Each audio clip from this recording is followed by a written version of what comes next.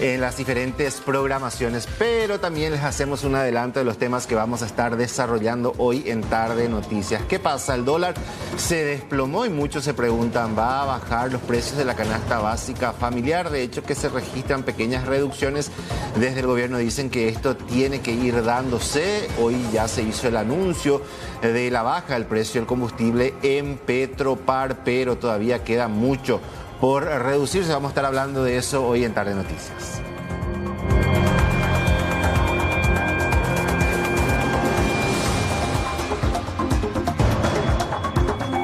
Y atención a esto preocupante, 250 personas fallecidas por cuadros respiratorios según el Ministerio de Salud. En los últimos 7 días, unas 35.000 personas consultaron a causa de esta enfermedad. Algunos salieron bien, otros quedaron en unidad de terapia intensiva. Preocupa el ascenso de los cuadros respiratorios en la población.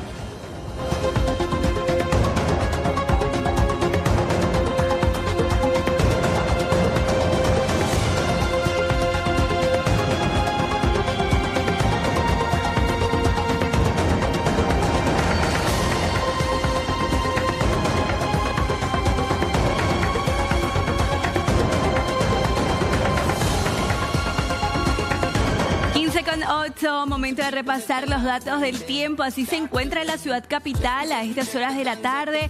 Una jornada con un cielo parcialmente nublado. Jornada fresca, 22 de la temperatura. La sensación térmica también es de 22 grados, una humedad de 38% y el vientito noroeste que está soplando a 7 kilómetros por hora. Para lo que queda de esta jornada, meteorología nos indica que vamos a tener descenso de temperatura en la noche de 18 a 13 grados y de 12 a 9 grados ya por la madrugada. Vayamos al extendido, cómo van a estar los próximos días. Mañana martes de vuelta vamos a amanecer con una temperatura de 9 grados, una máxima que llegaría a los 23 y con un cielo totalmente despejado. Misma situación para el miércoles, pero la temperatura va a ir subiendo un poquito más. 12 la mínima, 25 la máxima con cielo despejado también. El jueves también vamos a tener mucho sol, mínima de 12 grados, una máxima de 23. Jornada súper agradable y misma situación para el viernes con algunas nubecitas de por medio. 11 la mínima y la máxima que llegarían hasta los 23. El juez penal de garantías, Humberto Otazú, otorgó el sobreseimiento provisional para Karina Acosta de Parra, esposa del conocido parapsicólogo Diego Parra, en el marco de la investigación por un supuesto esquema de estafa millonaria a una entidad. La investigación de la Fiscalía apunta a una maniobra desarrollada entre los años 2022 y 2024 que habría permitido el desvío de alrededor de 1.774 millones de guaraníes mediante la ejecución de 610 operaciones. Los informes señalan que el mecanismo se habría llevado a cabo utilizando sistemas informáticos y dispositivos electrónicos, entre ellos un POS. Durante la audiencia preliminar, la defensa de Acosta planteó un incidente de sobreseimiento definitivo, pero el magistrado no hizo lugar.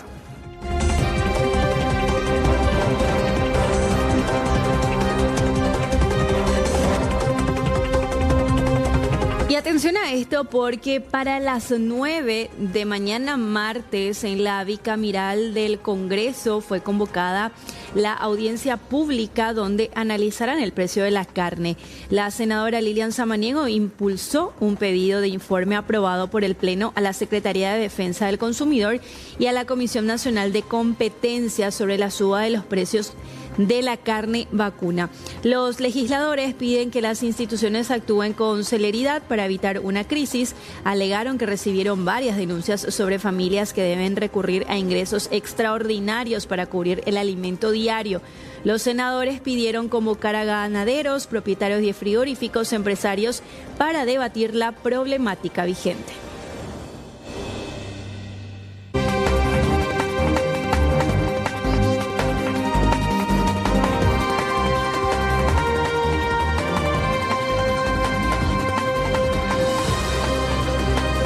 El presidente de la Cámara de Diputados, Raúl Latorre, convocó para este martes al diputado suplente David Manuel Jara Espinosa para la sesión ordinaria a fin de jurar en reemplazo de Derlis Rodríguez, quien falleció el 4 de agosto luego de permanecer varios días internado en el Hospital San Jorge. El parlamentario suplente es un médico cirujano de 35 años, quien trabaja en el Hospital de Luque y también en el IPS Boquerón, cargos que ahora va a tener que dejar. Como conocedor de la situación sanitaria, anunció que su prioridad será impulsar iniciativas para mejorar la salud pública.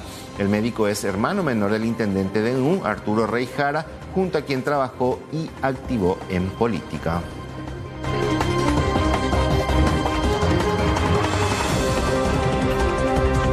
El último informe del Ministerio de Salud da cuenta que en solo 7 días recibieron más de 35.000 consultas por cuadros respiratorios a nivel país, lo que demuestra que la curva de tendencia de atenciones por cuadros respiratorios se mantiene por encima del umbral de alerta.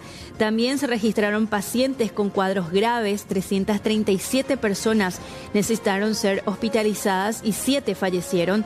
Esta cifra demostró un leve descenso del 21% con relación a la semana anterior. El 22% de los hospitalizados ingresaron a la unidad de terapia intensiva y 4% fallecieron. En cuanto a los virus detectados, se encuentran el sincitial respiratorio, el rinovirus que afecta a niños menores de 2 años y a adultos de 60 años en adelante.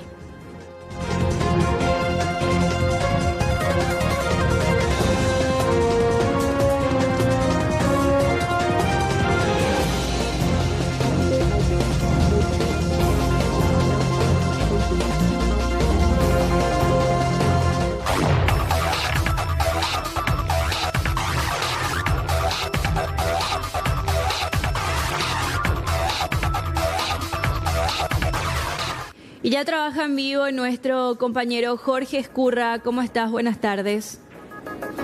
Buenas tardes, estamos en la zona de Luque, específicamente en el barrio 1 de Mayo, acompañando muy de cerca el caso de doña Marina. Ella es la señora Marina Librada Benítez de Agüero, de 88 años. Dejó de cobrar su pensión para la tercera edad porque aparentemente figura como fallecida. Es así, Felicia Sanabria, ella es vecina y quien se encarga justamente de cuidarla a doña Marina. Felicia, comentanos qué fue lo que pasó, cómo fue que se dieron los hechos. Viste que nosotros pensamos que no andaba el cajero, ¿verdad? Y entonces dejamos, ver otra vez, vamos a probar otro lado. Como hay poco cajero Fomento por acá, es difícil conseguir, ¿verdad? Y como ella ya es persona adulta, también nos cuesta también conseguir, ¿verdad? Entonces dejamos eso y este mes volvemos a probar y la misma cosa otra vez. Y ahí empezamos a averiguar y eso fue lo que pasó, que le dieron por muerta a ella.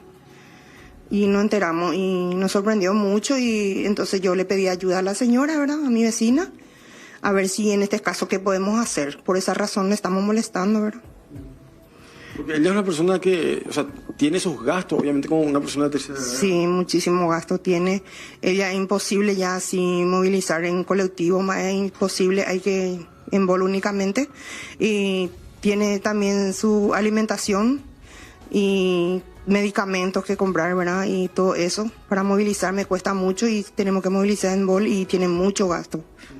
Eso es lo que más...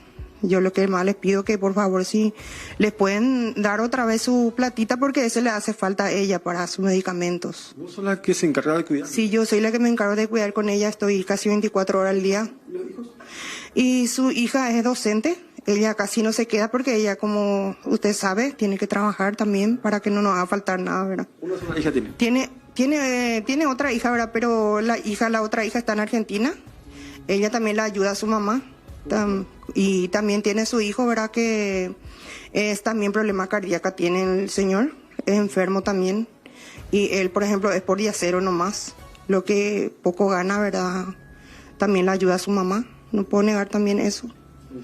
Sí. Bueno, se cuenta ya con esa platita y ahora falta. Y ahora sí me complica mucho porque ella tiene que ir a su oculista, su diabetólogo, tiene que ir en su clínico, ella tiene presión alta, diabetes, todas esas cosas. ¿Quién les dijo a ustedes que figura como muerta? Y llamamos al banco y eso fue lo que nos dijeron. ¿Del banco? Sí, del banco. ¿Intentaron subsanar la situación? Y no, nada no estamos haciendo todavía porque no sabemos dónde ir a llorar, como se dice, porque yo pues no sé dónde llevarle. Por eso es lo que yo le estoy molestando a usted, ¿verdad? Para ayudarme un poco sobre ese caso, ¿verdad? Exactamente. Y vamos a hablar aquí con doña Marina Librada Benítez de Agüero. Doña Marina, de guapa siempre. Sí, gracias a Dios. Con la ayuda de Dios, cogerse una igual se guapa y claro que la ciudad vengo llena de ayuda del men. Pero ¿Y Jamaica siempre?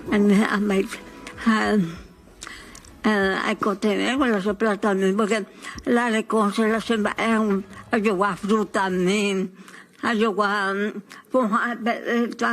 veces le pone la presión ayuda, por ejemplo, se guarda el azúcar, a partir vengo 50.000 o vale un paquete. Así guarda, pues le de acá, doña controlar las azúcar, porque la cantidad de esa presión alta. Ahora 2 veces ahí, por la atendí a hacer eso me para entender porque como a mandar porque la necesidad está a los 500.000 y 700.000 me han dado me voy plata con lo menos usted así pa mía usted mismo la recon entonces ojalá pero me si paga pero sabe a mí me está porque jubilan se azúcar la chipa usted te leí ¿le gusta la chipa? ¿Le gusta la chipa? 88 años la muy tente 88 mucho el 18 de julio cuando hablando de esa belleza hablando de bella de la persona que viene entonces hablando de una distinguida cuando con el oro Juan no pepe la oculista de la clínica de se me pusiera a pamale con pamala porque el clínico la clínica me dan la orden que no eso porque cuál la ya para tu buena adentro es peligroso porque cuál la yo peda más pues 2 años bueno más viva que nunca doña más viva que nunca cuál hablan de esa belleza pero yo peda pero cuando le capturé esa pena con esa también yo de la oculita porque cuál es peligroso jaco tu cuello adentro ocular. Bueno, gracias doña Marina y bueno, más viva que nunca como le decía porque bueno, ya presentó muy guapa y bueno, también le gusta comer su frutita, su chipita también, entonces ella quiere también tener su platita. Voy a secar, vamos a estar pero hablando de cosas la mañana Angélica no sé cuál es pero vamos más el puro mismo la plata se coloca la poja para cuando se pone entonces cómo no ya yo va la secar penguana y bueno muy guapita sinceramente la señora. Muchas gracias, que Dios le bendiga. Yo eso es todo lo que puedo hacer y darle a ustedes. Muchísimas gracias, abuela, muchísimas gracias. Y bueno, ojalá sinceramente que se le dé acá una última entrevista con una vecina también brevemente. ¿Usted es vecino también aquí? Sí, muy buenas tardes para la teleaudiencia. Mi inquietud es lo siguiente. Hace 2 meses que la abuelita no cobra, ¿verdad? Y a mí me gustaría que se le deposite realmente esos 2 meses porque merece. Ella está viva. ¿Cómo el ministerio no se va a personalizar en su casa para que le pueda ver a la abuela si está viva o está muerta? ¿Cómo? ¿No solicitaron ninguna documentación? No solicitamos porque hoy me enteré. ¿Del ministerio pidieron algo? Vía ministerio. Y vía ministerio envía que ella está muerta. ¿Y cómo va a ser eso si ella está más viva que nunca? Ya vienen a asesorarse ustedes y quiero que acompañen este caso para que se le pueda devolver su platita realmente, porque merece. Entonces le pedimos encarecidamente al ministerio que haga su trabajo y que se le devuelva su platita. Eso es lo que pedimos, nada más que eso. Y si tiene alguna que poner algunos documentos, que nos diga o que le envíe mensaje a la hija. Hasta este momento no han pedido nada del ministerio. Creo que no, porque yo hablé con la hija y me dice que ella no sabía nada, porque la hija recurrió también conmigo. Entonces no sabían dónde disparar, entonces vía ministerio lo que consultamos. Bueno, ojalá sinceramente que esta mujer pueda ya recuperar su pensión. Ella es la señora, voy a repetirles el nombre, Marina Librada Benítez de Agüero, 88 años, del barrio 1 de Mayo de la ciudad de Luque, quien lastimosamente está sin cobrar su pensión, que es su sustento diario prácticamente, y con el que ella se maneja desde hace ya un buen tiempo y ahora lamentablemente dejó de cobrar porque figura como fallecida. Sí, Jorge, terrible el caso. No es la primera vez, Rolando, que conocemos situaciones similares. Ojalá se pueda hacer algo al respecto y que desde el ministerio también, ¿verdad?, la pueda ayudar a esta abuelita que necesita de verdad su platita. Hacemos un llamado al Ministerio de Desarrollo Social para que se pueda ver la situación de doña Marina a fin de que ella pueda volver a recibir su pensión que estaba recibiendo de forma normal y llamativamente ahora aparece como fallecida cuando en realidad ya está más viva que nunca y más fuerte que nunca. Ojalá esto pueda ser subsanado en poco tiempo. Gracias, Jorge. Hasta luego. Bueno, hablamos de la caída del precio del dólar, hablamos de la canasta básica familiar. Muchos esperan que se dé una reducción significativa en cuanto a esto. También hay algunos frigoríficos que están reduciendo algunos cortes de carnes y esto también se está reflejando en algunos de los productos, si bien de forma mínima. Desde el Ejecutivo señalan que todavía existe espacio para más reducciones, mientras que desde el ámbito legislativo remarcan que se puede establecer reglas claras sin caer en medidas intervencionistas. No vamos a trabajar contra ningún sector privado en particular, vamos a trabajar con el sector privado en general, de tal manera a llevar ese alivio al bolsillo de la gente, ¿verdad? Había algunas cosas, yo había mencionado, cuestiones directas que podríamos hacer, en este caso fue la cuestión de los combustibles, y cuestiones indirectas, ¿verdad?, que es con el diálogo, con ver en qué podemos ayudar nosotros para ver la posibilidad de que no solamente la carne, tenemos también la parte de los productos frutícolas que son muy sensibles. Para la ciudadanía nosotros queremos llevar la tranquilidad que el gobierno va a seguir implementando medidas para que se reduzca aún más lo que es el precio de la carne, ya sea a través de la importación, por ejemplo, de la carne, y en el caso de los productos frutícolas, rediseñando lo que es esta cuestión del sanitario, que es un impedimento muchas veces en la importación de productos que están mucho más baratos afuera. Nosotros no vamos a fijar precios, yo creo que hay un amplio campo para el diálogo, hay amplio campo para la acción, digamos, la importación libre de carnes o de fruta hortícola es una acción. Sacaron varias declaraciones lo del sector privado, pero si el sector privado no baja, vayan a cargar a Petromar. Paraguay tiene un modelo de mercado libre. Lo que hizo el presidente de la República fue un recuento de los beneficios que se estaban dando a través de esto que nosotros llamamos una bonanza económica, ¿verdad? Hay mucho espacio para reducir precios. El sector privado, de nuevo, aprovecho la ocasión para hacer ese llamado, ¿verdad? Porque, mira, bajó el dólar. Hay muchísimo más demanda porque el contrabando disminuyó drásticamente por acciones del gobierno y porque nos ayudó la coyuntura de Argentina también. Recuerden de que esto es una economía de libre mercado y si hay productos que compitan con los nacionales y estén a mejor precio y le ayuden al contribuyente, le ayuden a la gente a tener esos productos, bienvenido. Va a haber para el que quiera consumir carne de afuera y que coyunturalmente esté más barato, que lo pueda hacer. Y el que quiera pagar carne paraguaya, que lo haga. Esto es un libre mercado. Nosotros tenemos que dejar que las condiciones se den en un marco de competencia. Ahí hay un punto importante. Por eso el accionar de la CONACOM y de SEDECO.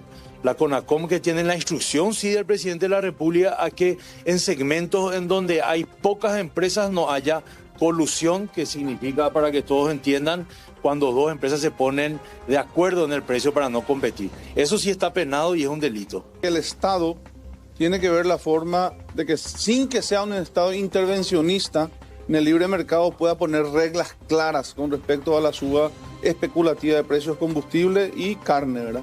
De alguna medida tiene que poner algún límite a los empresarios voraces de estos sectores. Por ejemplo, el tema del combustible, que baja el dólar, pero no baja el precio del combustible, que todos sabemos, ¿verdad? El tema de la carne también, que no ponen un límite para el consumo interno. Hay una cantidad de carne que se tiene que asegurar en el mercado interno. Productos importados. Productos, o que se libere la importación, de carne, por ejemplo, de tal manera que cualquiera pueda ir a través de Brasil, la Argentina, y eso se vuelva más competitivo y más barato el mercado interno. Son algunas medidas que dependen exclusivamente del Estado. Yo creo que el Estado, o sea, el presidente de la República normalmente no está en el país y por eso no entiende la realidad interna, porque esos son los problemas del compatriota paraguayo que hoy está sufriendo realmente, el tema del combustible, la carne y otros productos que cada día suben más.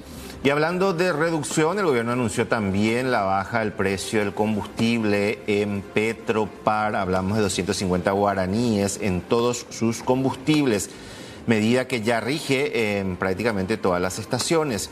De acuerdo a lo que anunciaba el titular del Ejecutivo, la decisión forma parte del compromiso de proteger el bolsillo de los paraguayos al impacto del costo de vida. Pero recordemos que si bien se redujo 250 guaraníes, el monto que subió la última vez que se dio el incremento era de cerca de 380 guaraníes, o sea que todavía no bajó la totalidad de lo que habían aumentado en su momento.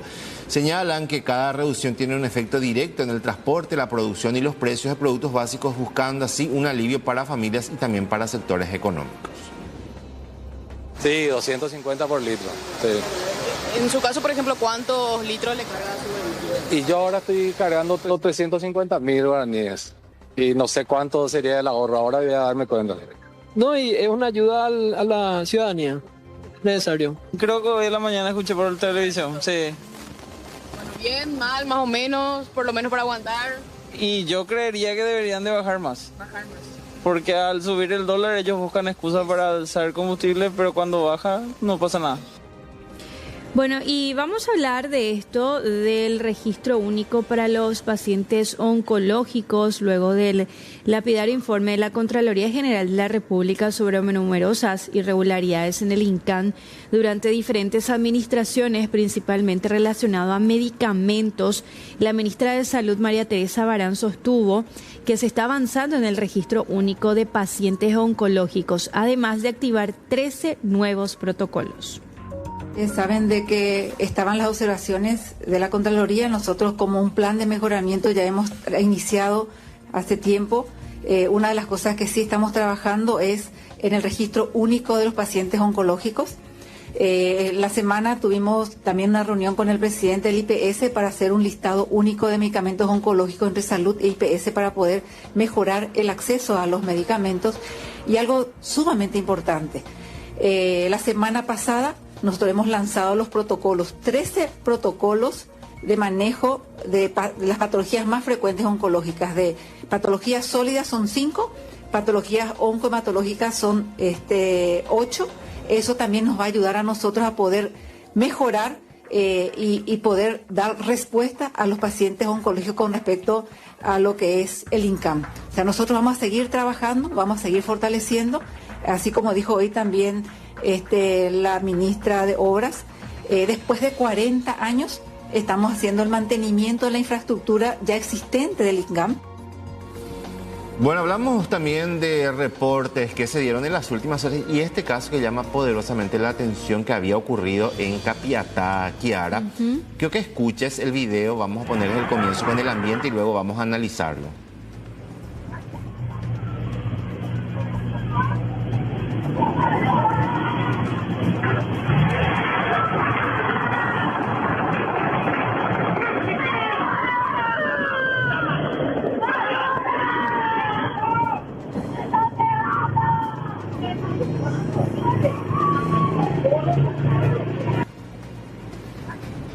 Ayuda, dice la mujer. Sí, me están pegando.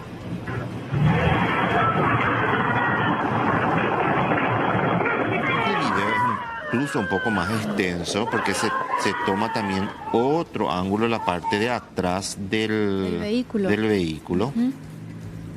Y llama la atención porque se escucha a una mujer que claramente está pidiendo auxilio y que está contando que la están Le están golpeando. Sí.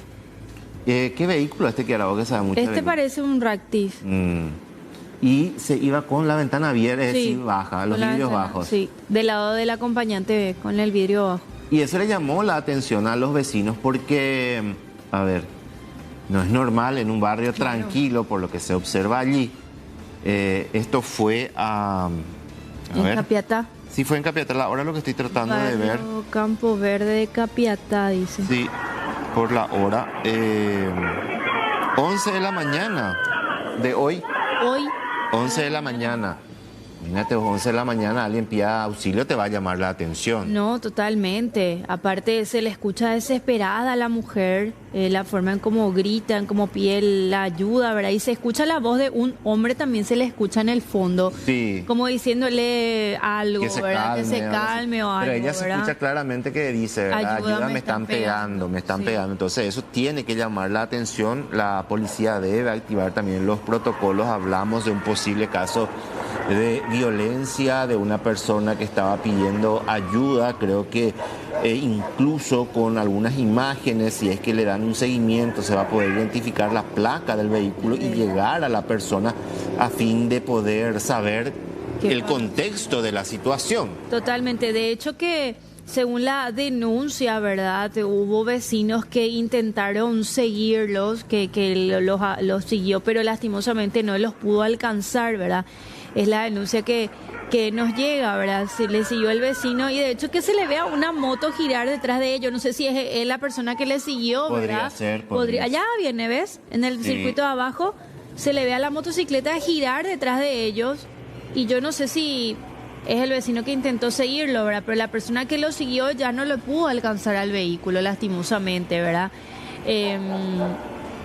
Está bien que este tipo de imágenes se viralice, ¿verdad? Porque no sabemos cómo terminó la historia, qué pasó con la mujer. Esto ocurrió, decíamos, en el barrio Campo Verde, en Capiatá. Las calles son Trébol y San Miguel, a la altura del kilómetro 26 y medio de la ruta PI 02. Y en estos días también he visto un video igual en Capiatá, creo que era en Capiatá también, de alguien que había grabado y se observaba una mujer que quería salir de una camioneta también. O sea, un hecho bastante llamativo que se está dando de forma constante y esto hay que tomar con seriedad, principalmente por los últimos casos que tenemos, hechos tan violentos que se están dando, y hay que tomar con seriedad, averiguar a quién pertenece el vehículo y tratar de llegar a esta mujer para poder averiguar qué fue lo que pasó y por qué estaba pidiendo ayuda, por qué estaba pidiendo auxilio. Vamos a estar ampliando esto incluso, Kiara, porque hay que darle el seguimiento a esto. Totalmente. De hecho que igual tiene también chapa el vehículo, ¿verdad? En algún momento se le puede acercar la chapa, se puede ver, o sea, esas cosas, esos detalles se puede distinguir perfectamente, ¿verdad? Y esto fue el del fin de semana, fíjate vos. A lo que decías de la camioneta. Si mirá lo que es la pierna de la vía. Parecía ser que había una pelea dentro de la camioneta también. Ella termina cayendo. Ahí fíjate, ahí en movimiento. Va el vehículo. Poder cerrar la puerta incluso. ¿Qué es lo que está pasando? Uno se pregunta. Creo que tiene ambiente. Vamos a compartir un poquitito también, porque estamos hablando en la misma zona. De hecho que son dos vehículos distintos. Sí, claro. Pero los hechos más llaman la atención.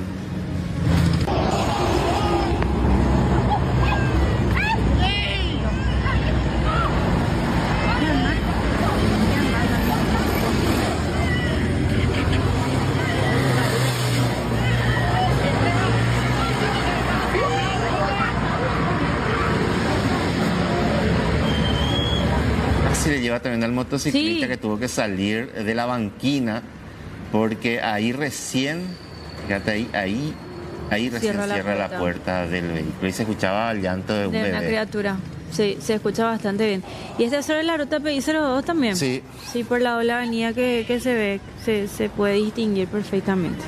Bueno, vamos a ir ampliando el primer caso principalmente de lo que había ocurrido ahí en la zona de Capiatá.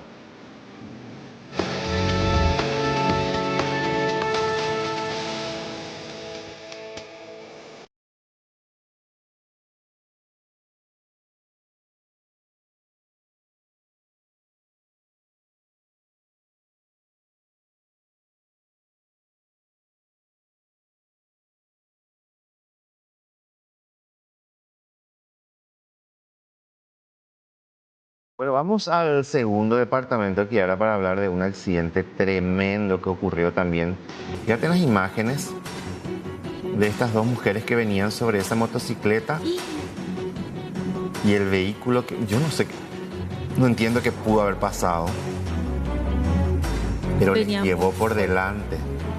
Yo creo que el auto, Rolando, venía demasiado fuerte y le llegó todito a la moto. Sí. Ya no pudo detener la marcha, mira. La moto venía normal. Normal, en su carril encima. Sí, y el auto. Sí, no, el auto venía no muy puede ser fuerte. que no lo hayas visto, ¿verdad? Venía demasiado fuerte el auto. Venía demasiado fuerte, le llegó todo y ya no hubo tiempo de reaccionar. O estaba distraído con el celular, o estaba distraído tomando tereré, hablando, ¿qué pudo haber pasado, verdad? Sí. Lastimosamente, una de las personas que iba sobre la moto falleció. Hablamos de una joven de 26 años. Todo se dio ahí sobre la ruta Paraguay 08 en la zona de Tacuara, distrito de Santaní. La víctima, Rosalba Celeste Vera Espínola, iba como acompañante, la que iba atrás, claro, por el impacto. Seguramente ella fue la que llevó la peor parte. En una motocicleta que conducía una adolescente de 16 años, quien resultó con lesiones graves y fue auxiliada por vecinos de la zona. Según el conductor del vehículo involucrado, ambos vehículos circulaban en el mismo sentido cuando aparentemente la moto se desvió hacia su carril, dice, provocando el impacto. Ahí por lo menos no sé si la moto venía sobre la banquina en un momento dado, amagó con salir, no se logra ver eso. Pero al menos es lo que menciona el conductor del vehículo involucrado. Ahí venía. No tiene el ni banquina, así que parece esta calle. No. Sí. Sí, sale un chiquitito. Un poquitito sale. Acá cerca del tablero, por ahí se nota que va saliendo. Allá se ve también la franja, ¿viste? Están las líneas blancas. Sí. Ahí fíjate, ahí donde va a pasar la camioneta. Esa parte más o menos ahí se ve que un poquitito parecía ser que sale. Ahí fíjate. Ahí, fíjate, mira. Sí. Pareciera que iba a ¿Sabes qué? Pareciera ser que iba a cruzar la calle. Como que iban a entrar hacia este lado. Sí. Y ahí le agarra el auto. Pero de igual manera el auto también venía muy fuerte. Sí. Mira cómo viene el auto. Sí. Fuertísimo. Muy fuerte. Esto ocurrió en la zona de Tacuara, distrito de Santaní.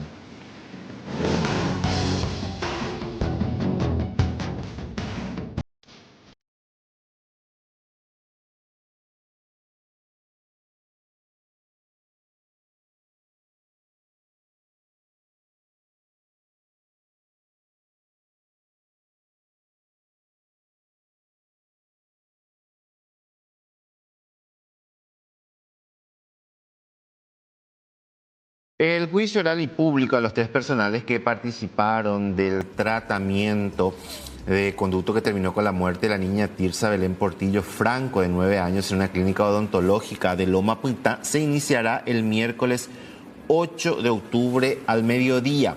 Se trata de la 4ª convocatoria para el juzgamiento de la odontóloga Sandra Marcela Obertino Leguizamón y el anestesista Adrián Cayetano García, pero la primera con relación al endosista Vicente Damián Cabrera Godoy. La última suspensión de esta audiencia fue para los 2 primeros, que tuvo lugar el 26 de agosto del año pasado. La Fiscalía y la querella habían dicho en aquella ocasión que existía la necesidad de realizar una junta médica con relación a la participación del tercer procesado en el caso, de manera a realizar un solo juicio para los 3.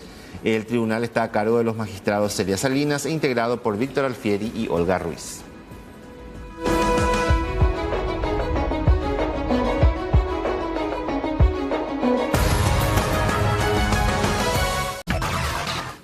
Trabaja en vivo Juan Salinas, buenas tardes. Buenas tardes, Rolando. El saludo para Kiara y los compañeros. Y este lamentable hecho ocurría el sábado último en la ciudad de Ipacaraí. Se disputaba un partido de la categoría senior cuando repentinamente uno de los integrantes de los equipos que estaban disputando este partido termina desvaneciéndose prácticamente al costado de la cancha y lastimosamente terminó falleciendo posteriormente en el hospital. Estamos aquí con el señor Elpidio, quien estaba presente en ese lugar. Bueno, don Elpidio, ¿qué fue lo que pasó con toda esta situación? Lastimosamente un compañero de ustedes termina muriendo. Sí, buenas tardes. Y la verdad que estuvimos disputando un partido el sábado pasado y En el segundo tiempo fue lo que pasó, el amigo, él estaba jugando, después pidió cambio, estuvo en la banca de suplente, vamos a decirle, y ahí, como se ve en el circuito ahí del Club 24, se desvanece él de frente, así se cae, y ahí le auxilian los compañeros de fútbol de él. Y después en los segundos se empiezan a llamar a la ambulancia, a los bomberos, y como que nadie daba lo que de que van a venir a buscarle. Yo ofrecí mi vehículo, me fui corriendo, nosotros estamos disputando el partido, justamente él era mi equipo contrario, y salí corriendo a buscar mi auto y para poder llevarle al hospital más cercano, que sería el IPS de Pacaraí. Y después pasó lo que pasó, que falleció nuestro amigo. ¿Ustedes llamaron al servicio de emergencias? ¿Tardaron mucho o no fueron? ¿Qué fue lo que pasó? Y estuvieron llamando, sus compañeros estuvieron llamando al equipo de la ambulancia de Pacaraí entre los bomberos. Pero nadie llegaba, por eso yo ofrecí mi vehículo y me fui rápidamente a buscar. La persona cuando pidió el cambio, él manifestó si sentía algún dolor. ¿Qué comentaron los compañeros? Si ella se había sentido mal o fue así todo muy repentino. Y él pidió cambio y se sentó a tomar agua. Y no comentó nada, estuvo ahí. Después de repente él se cayó, se desvaneció. Y ahí lo que le llamaron a uno de los otros equipos que salió, un doctor que estaba ahí para hacer los primeros auxilios. Y hasta que llegara la ambulancia, pero no hubo caso con la ambulancia y tuve que llevarle yo en el auto para auxiliarle hasta el hospital. En el hospital él llegó, le asistieron rápido, pero no hubo caso. Sí, llegó, le hicieron los primeros auxilios ahí, le pusieron el oxígeno, yo vi también eso y no hubo caso más allá después. Ahora ustedes, ¿cómo van a tomar todo esto que pasó? ¿Van a tomar medidas? Sí, estamos viendo ahora para ver el tema de una ambulancia para que pueda asistirnos los sábados, porque solamente los sábados que nosotros jugamos. ¿Todos los sábados? Sí, todos los sábados. Somos 4 equipos que jugamos, vamos a decirle, un partido ahí de los sábados en la cancha de... A veces jugamos en Pacaraí en 24, sino a veces en Estanzuela, Independencia. Esta persona que falleció es conocido de ustedes ahí de la zona de Pacaraí, tiene familia, es joven. Y la verdad que es conocido así de parte de los fútbol de sábado. Los sábados lo que yo más le veo que se va siempre a jugar y solamente de ese lado yo le conozco a la persona, ese sería Héctor. Ustedes ya se juntaron así con los demás equipos, ya dijeron que van a tomar todas las medidas de precaución ahora para todas estas situaciones que se pueden presentar. Sí, ahora se estaba hablando de ese tema de ver la ambulancia y un paramédico para que pueda asistir a las personas que le pasa algo ahí en la cancha, vamos a decirle. ¿Ustedes se juntan de la categoría ejecutivo, senior? Senior ejecutivo. ¿Cuántos años? Y a partir de 35 para arriba. ¿No hay límite tampoco de...? No hay límite. Bueno, esta es la situación triste que lastimosamente termina costándole la vida a un hombre que se encontraba jugando fútbol con sus amigos, se da esta situación y lastimosamente termina falleciendo Rolando.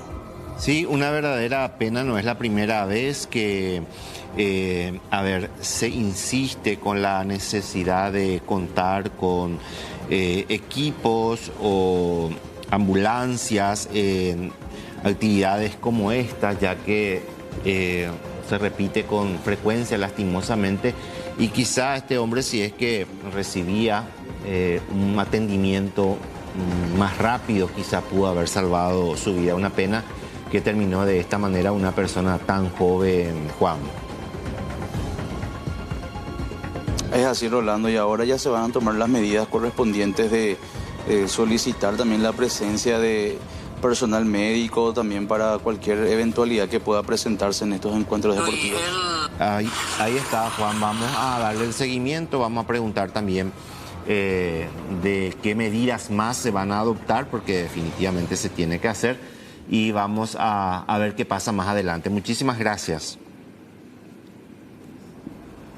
Hasta luego.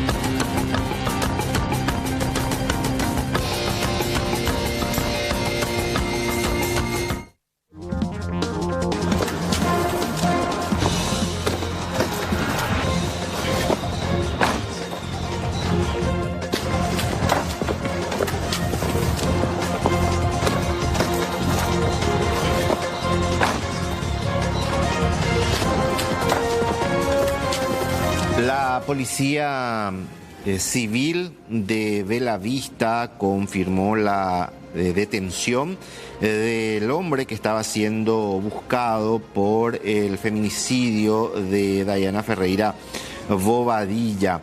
En un comunicado que subieron en sus redes sociales hace instantes, mencionó la detención de esta persona, a quien vemos en imágenes, Dilson Ramón Fretes Galeano. Sí, de 29 años. Sí. Quien era el principal sospechoso del asesinato de Dayana Ferreira Bobadilla, de 24 años, que inicialmente había sido reportada como desaparecida, pero después su cuerpo sin vida fue hallado enterrado en la ciudad brasileña de Bellavista. Sí, acá estoy viendo y menciona en su historia, porque en sus redes está subiendo, dice: la Policía Civil de Bellavista, en este caso, confirma la prisión de Dilson, sospechoso de matar a Dayana Ferreira en Bellavista Norte, Paraguay. El investigado fue interrogado sobre el hecho de ocultar el cadáver en Brasil y será enviado a la cárcel Máximo Romero en Jardín, Mato Grosso do Sul. Es lo que menciona la Policía Federal del Brasil con relación a la captura de este hombre.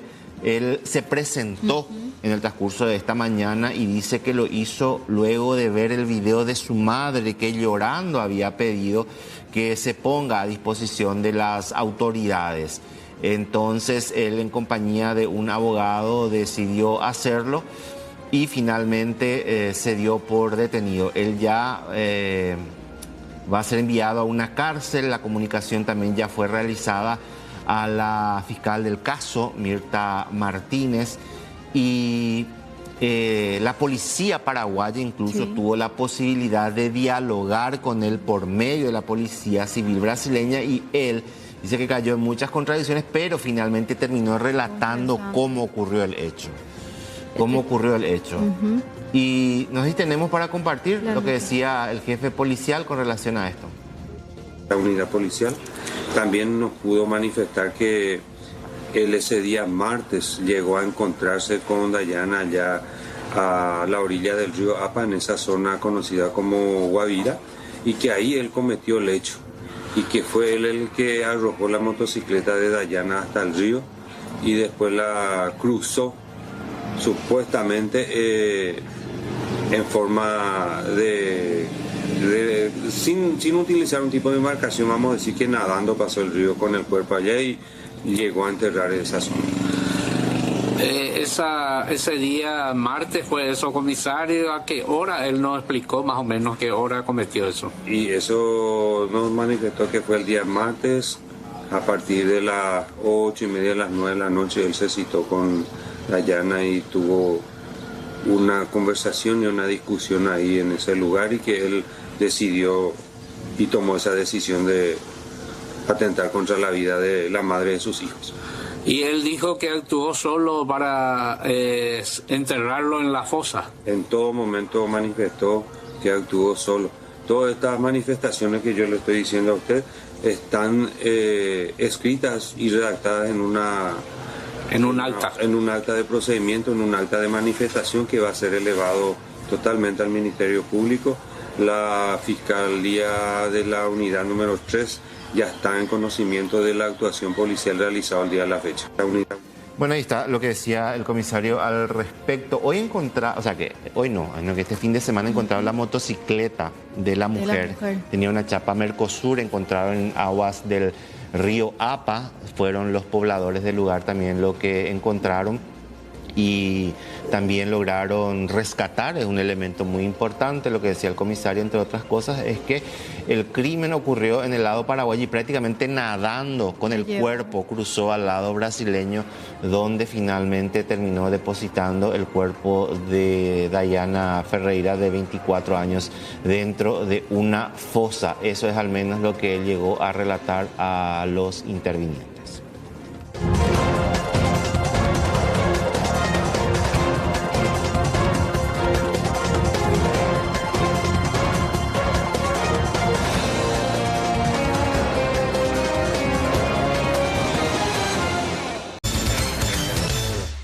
Hasta el sur del país, trabaja en vivo Santiago, buenas tardes.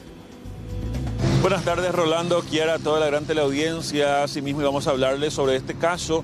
El departamento de la Interpol, que se encuentra aquí operando en el departamento de Itapúa, logró la detención de José Armando Fernández. Esta persona de 28 años, quien está sindicado de integrar una banda de 3 personas, quienes en enero del año 2024 en La Matanza de Buenos Aires habrían perpetrado un robo con resultado de muerte. La víctima en ese entonces fue una niña de tan solo 13 años. Según se cree, habrían incluso implementado o utilizado armas de grueso calibre, y este sería el último que faltaba del grupo, del trío de marginales que se ocultaban aquí en el departamento de Itapúa. Este operativo se dio durante el último fin de semana. Vamos a escuchar lo que mencionaba el subcomisario Javier Jiménez, encargado de esta oficina, quien en conjunto con los agentes de la comisaría 14 de Bellavista lograron la captura de este sujeto. Pudimos lograr la captura de este ciudadano paraguayo de nombre José Armando Fernández Sosa, quien se encontraba en la ciudad de Bellavista, ¿verdad? Él sería integrante de un grupo de ciudadanos paraguayos, quienes en enero del 2024 habían ingresado en un domicilio en La Matanza de Buenos Aires, Argentina, para cometer un hecho de robo, infelizmente resultando con la muerte de una adolescente de 13 años de edad en aquel entonces, ¿verdad? Ellos prácticamente se fugaron, vinieron acá en Paraguay nuevamente, cada uno refugiándose en diferentes puntos, tal es así es que ya se pudo detener a las 3 personas, uno acá en San Juan del Paraná, la otra persona fue detenida en Villarrica y este último se encontraba en la ciudad en la localidad de Bellavista. ¿Cómo se llama esta persona? Se llama José Armando Fernández Sosa, sí. Él se encontraba ahí trabajando en una yerbatera, y tras informaciones de fuentes humanas pudimos ir, rastrear, vamos a decirle así, en esa localidad. Era muy fuertemente protegido por una familia de ese lugar, por lo que al principio se nos dificultó esa detención, porque le hicimos un seguimiento ya prácticamente de hace 1-2 meses atrás, ¿verdad? Y ahora con colaboración de la comisaría 14 de Bellavista, ¿verdad? Los compañeros ahí de la comisaría que pudieron visualizarlo y lograr la detención de esa forma, ¿verdad? Bueno, en aquel entonces, subcomisario, ¿usted recuerda cómo, o si tiene conocimiento? Así mismo pudimos lograr la captura de este ciudadano paraguayo de nombre José Armando Fernández.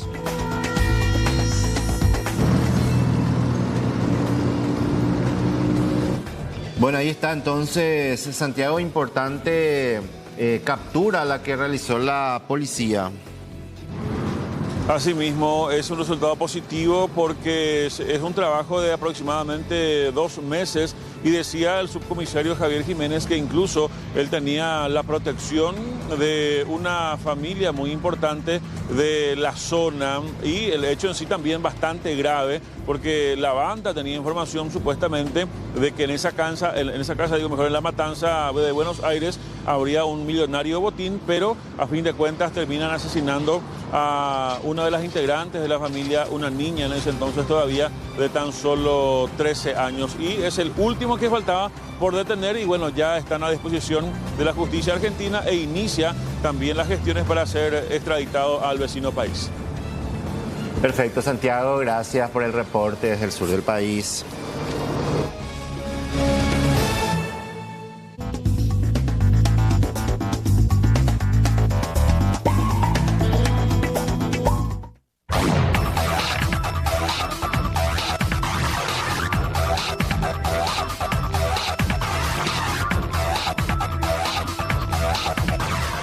Y ya trabaja también en vivo nuestro compañero Alexis Aveiro. ¿Cómo estás? Buenas tardes. Kiara, Rolando, ¿cómo están? Buenas tardes. Un saludo a ustedes y a los televidentes. Y atención con la siguiente información porque aparentemente funcionaba un esquema dentro de la municipalidad de Luque que se dedicaba a la transferencia irregular de terrenos municipales de la ciudad. Para explicarnos detalles sobre ese punto en específico, cuál fue el trabajo de la Fiscalía, 2 allanamientos puntuales, la denuncia concreta y quiénes son los detenidos, ya nos encontramos en compañía de la fiscala Sofía Galeano, ella estuvo a cargo de estos 2 procedimientos. Y bueno, doctora, paso a paso, los procedimientos, allanamientos y por sobre todo, ¿quiénes son los funcionarios corruptos? Buenas tardes. Estuvimos haciendo un allanamiento en la ciudad de Asunción en el marco de una denuncia presentada por el intendente de la municipalidad de Luque, vinculado, ¿verdad?, a un esquema en el cual se estaban vendiendo inmuebles de propiedad de la municipalidad de Luque. ¿Verdad? Se hacía todo un esquema en el cual se producían documentos de contenido falso, documentos de la municipalidad de Luque, resoluciones municipales, tanto de la intendencia como de la Junta Municipal, de la Secretaría General, y esas documentaciones fueron inscritas en la Dirección Nacional de Catastro. Y posteriormente esos inmuebles eran vendidos a particulares. Ahora, un esquema que producía documentos apócrifos con firmas, sello, membrete. La gravedad del caso es tal porque estamos hablando de terrenos inclusive que podrían ser millonarios. Así mismo, y propiedad de la municipalidad, ¿verdad? Por sobre todo, ¿verdad? Entonces, ¿qué es lo que hacían?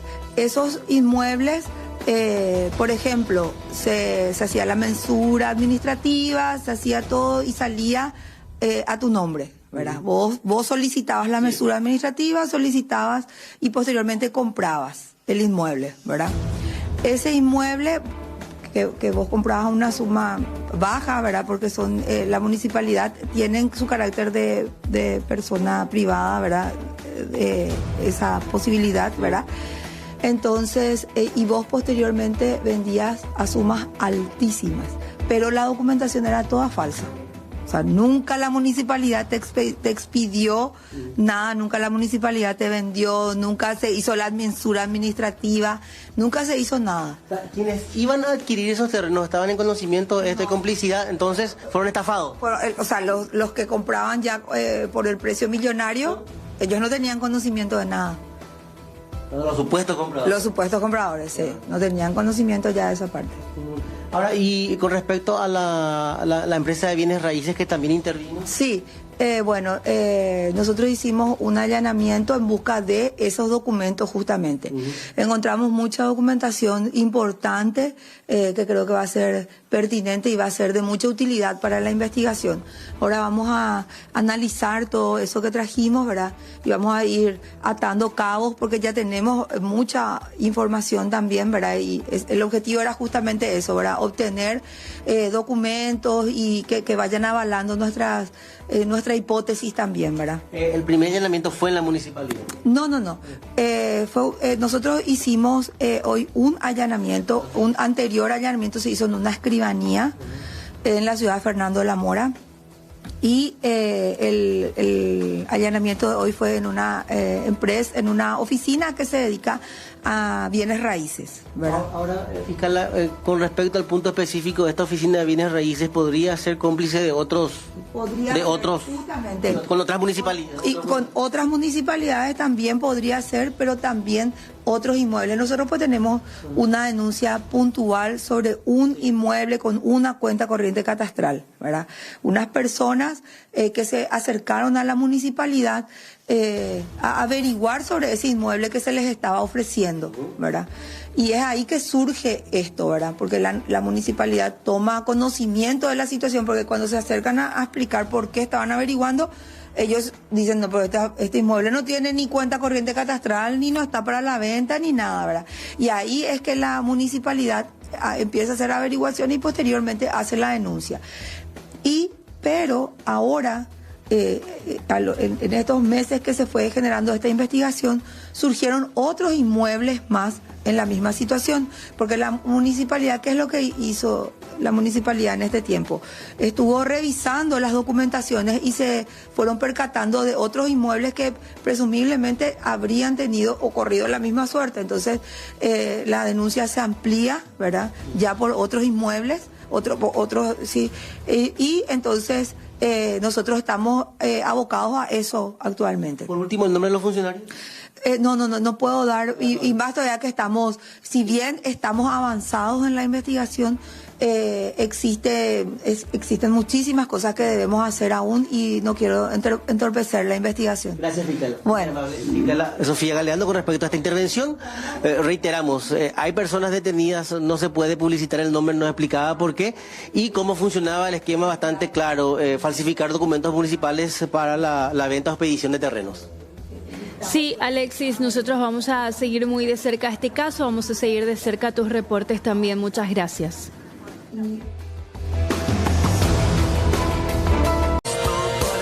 Bueno, queremos actualizar el caso de esta mujer que falleció en la zona de Corateí luego de que el vehículo en el que se encontrara terminara bajo las aguas ahí del río Paraná. Y lo tenemos al fiscal Hugo Dávalos para conversar con él. Doctor, ¿cómo le va? Buenas tardes, gracias por atendernos. Buenas tardes, Rolando, a vos y a tu equipo de trabajo. Bueno, fiscal, finalmente la Fiscalía ya tiene una hipótesis de lo que ocurrió con el caso de esta mujer, Alejandra Karen Duarte Miñarro. Sí, efectivamente, después de realizar las primeras diligencias investigativas del caso, tenemos una línea de investigación que nos dirige hacia una muerte accidental ocurrida el día sábado en hora de la noche, ¿verdad? Esto tomando en consideración la autopsia realizada a la víctima, la declaración de las dos personas que estaban acompañando a la misma. Y bueno, en base a todo lo colectado hasta el momento, consideramos que en principio se trataría de una muerte de manera accidental ocasionada por la propia víctima que posiblemente habría manipulado la caja de cambio del vehículo donde la misma estaba y bueno, lastimosamente esa manipulación originó que el vehículo cayera en aguas del río Paraná. Ahora, en principio, los dos hombres con quien ella se encontraba habían sido demorados, doctor. ¿Esto es para averiguaciones?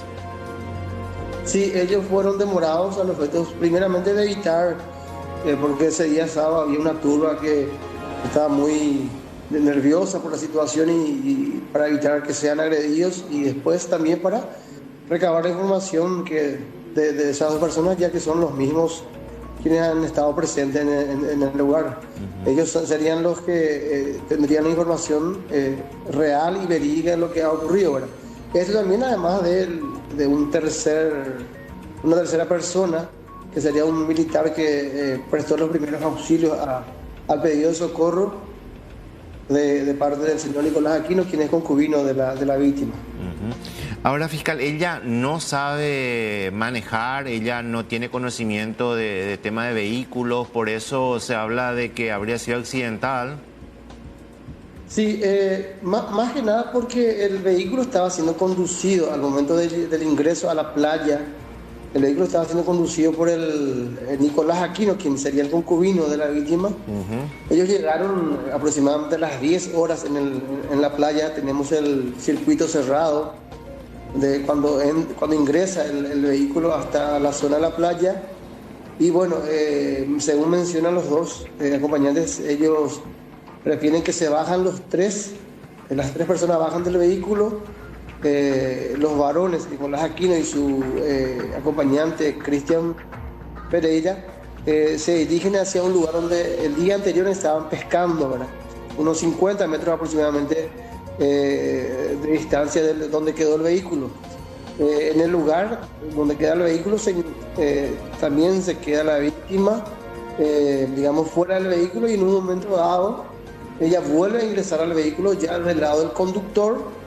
Y en ese trayecto es que los dos observan que el vehículo empieza a moverse hacia el río, y ellos corren para tratar de atajar, para sostener el vehículo o tratar de sacar a la víctima, cosa que resulta imposible porque por la profundidad de la zona donde empezó a caer el vehículo, quisieron ellos romper la ventanilla, tratar de volver la forma, pero fue imposible por la presión del agua y porque en un momento dado ella para el vehículo y eso hace trabar tanto a la puerta como a la ventanilla para que pueda salir. Todo esto, ambos acompañantes, tanto el concubino como la otra persona, declaran de la misma forma, una declaración similar de cómo ocurrió, y también en base a la autopsia realizada que arroja que no hay signos de violencia, no tenemos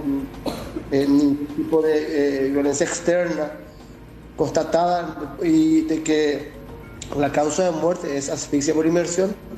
Todo eso nos da un análisis de que lastimosamente la muerte se produce de manera accidental, Rolando. Ahora, doctor, se observaba cuando se retiraba el vehículo una importante cantidad de latas, de alcohol. ¿Eso pudo haber incidido eventualmente? También le consulté al señor Nicolás Aquino sobre esa situación. Él refiere que ese día justamente había un cumpleaños en la casa de su cuñado, ¿verdad? Y iban a ir a la cena. Pero él refiere que ellos compraron la cerveza, pero tomaron una sola lata. Es decir, que conforme a su relato, que ellos no estaban alcoholizados, pero sí tomaron una lata de cerveza antes de ir al cumpleaños. Algo que digamos, no es que estaban alcoholizados, porque una lata de cerveza toman entre 3. Es por esa razón que las latas encontradas en el interior del vehículo eran las latas que iban a llevar en el cumpleaños esa noche. La cerveza que iban a llevar en el cumpleaños, sí.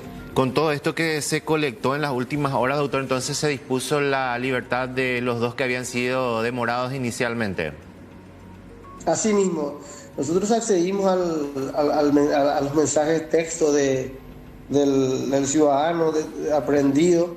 Él nos muestra el texto. Le había dicho a su cuñado que llevaría el equipo de sonido para escuchar, para pasar por el cumple, y bueno, más que nada es una cuestión netamente accidental, una muerte trágica, porque hasta el momento nosotros, al haber oído la declaración del señor Nicolás Aquino y su acompañante, ellos procuraban muchísimo digamos, sacar a la víctima del interior del vehículo, cosa que no se logra. Incluso hasta el último minuto la víctima había pedido socorro y auxilio para que le sacaran del auto. Estas imágenes del circuito cerrado que usted hace referencia, autor, es muy importante también. Eso les ayudó un poco también a aclarar el panorama, además de la autopsia, de las declaraciones que fueron tomando. Sí, si bien el circuito cerrado es al momento del ingreso a la playa donde se desembarcan las embarcaciones, nosotros podemos observar que efectivamente las ventanillas estaban cerradas, de que efectivamente se ingresó a las 21:52 minutos. O sea, todo eso, digamos, contesta la misma declaración realizada por el señor Nicolás Aquino, quien es el concubino de la víctima. Y bueno, además de las otras diligencias investigativas realizadas, estamos ante un posible, totalmente, o sea, no está cerrada totalmente la investigación, pero estamos ante un posible hecho de muerte accidental. Rodi. Exactamente. Fiscal, le agradecemos mucho por esta charla, por su tiempo. Queríamos actualizar también datos con relación a este caso, ya que se habló bastante en las últimas horas sobre esta tragedia, hoy confirmada ya muerte accidental de esta mujer. Gracias por su tiempo, muy amable como siempre. Estamos a la orden de siempre. Saludos y fin de semana, feliz inicio de semana para todos. Gracias, fiscal Hugo Dávalos. Entonces, con relación a lo que había ocurrido este fin de semana allí en la zona de Corate.